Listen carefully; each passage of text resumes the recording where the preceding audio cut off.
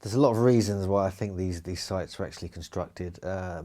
Many reasons. It's just it's quite incredible. Number one, they built them specifically, at certain points on the landscape, at certain points in the countries or in the vicinity, because it was a power spot of some sort. It could also have been a node point for like a grid or a mapping system that they were using. There's earth energies have been detected there. There's multiple purposes of these sites: astronomy, energies, even fertility aspects, which fascinates me. Is this whole idea that they were actually harnessing these energies and mingling it with the stones themselves, the crystalline stones and the underground water, and they had a really subtle and very, very beautiful, really, understanding of how these stones and these energies interacted. These sites really do have an effect on people. They really do. I mean, this is the whole Megalithomania idea, is that you have a mania for these megaliths. You really kind of get drawn in to the mystery and the intrigue and just the sheer audacity of how the ancients could have constructed these sites, because they were constructing them to last. They really were, and they have lasted, and they still function. If the energies are still there, they still function. These energy currents that move through them, these telluric energies, this underground water, and even these cosmic energies that some of them draw in, they're still there. So they really do have an effect on people. And I think one of the other things which compels me really towards these sites, as it does with many other people, is the fact that these are the really only last sort of bastions of a connection with our ancient ancestors or our relatives. There's nothing, the way history is written, the way it's taught, it really stops at the Romans, and before that it was a bunch of savages, and before that it was dinosaurs.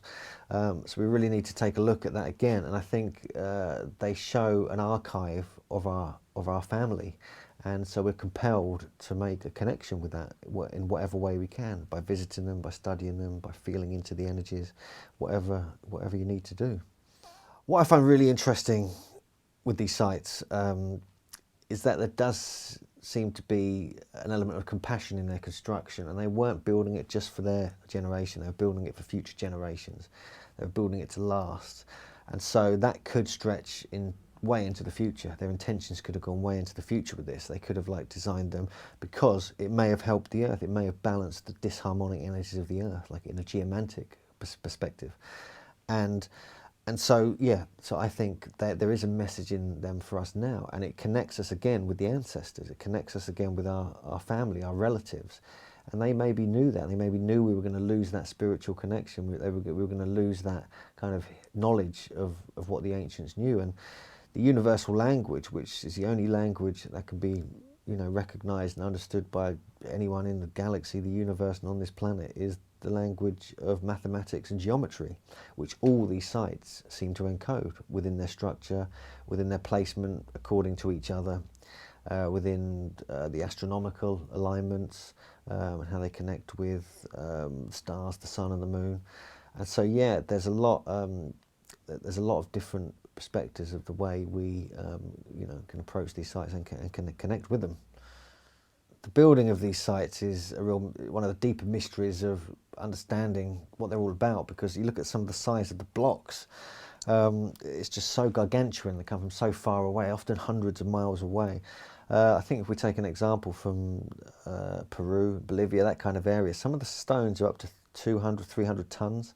They're beautifully carved and cut. They're kind of almost like they've been played with, like children's toys, and pieced together into these great walls, around Cuzco and other places, Machu Picchu and Ollantaytambo and many other sites.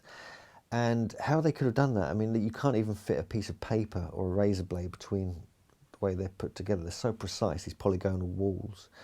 And so how they did it is a mystery, and people have tried to do it, and they can't do it. They cannot reconstruct it. There was a team of Japanese scientists who tried to reconstruct a smaller version of the Great Pyramid, a much smaller version, and they couldn't even get the stones out of the quarry and put them together. They couldn't get the granite, which came from 600 miles away in Aswan.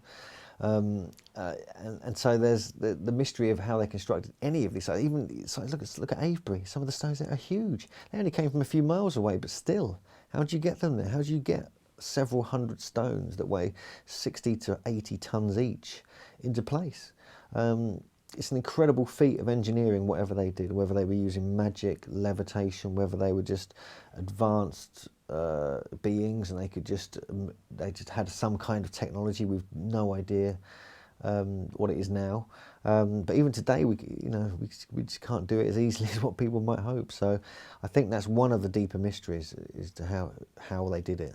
I think the ancients had more advanced technology in the sense of constructing these sites. Absolutely. In our modern age, we have computer technology, telephone technology, just all these different things going on, aeroplanes and things like that, which are very advanced and very challenging to try and make an iPhone from scratch, for instance. I mean, how would you even start to do something like that?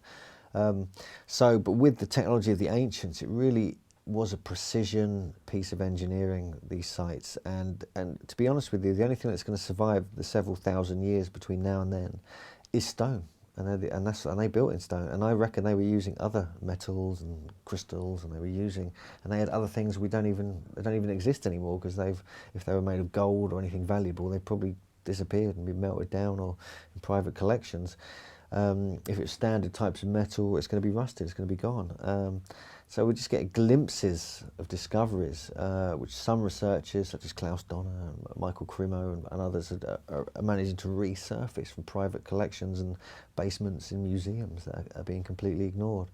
So there is certainly a lot of the technology to do with the ancient sites is very advanced just by what's left with the stone, but what isn't left and what we can't see is probably much more advanced.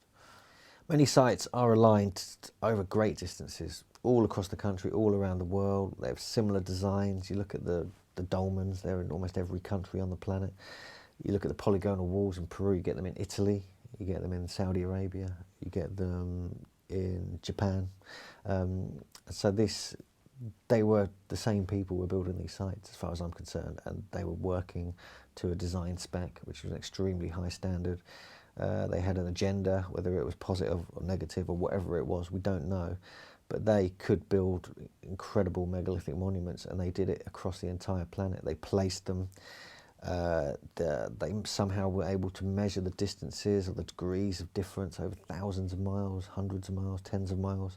And they did it accurately. They did it brilliantly. And luckily, they used stone and they used earth to construct these sites. So they're still there, and we can work out how these ancient people were thinking.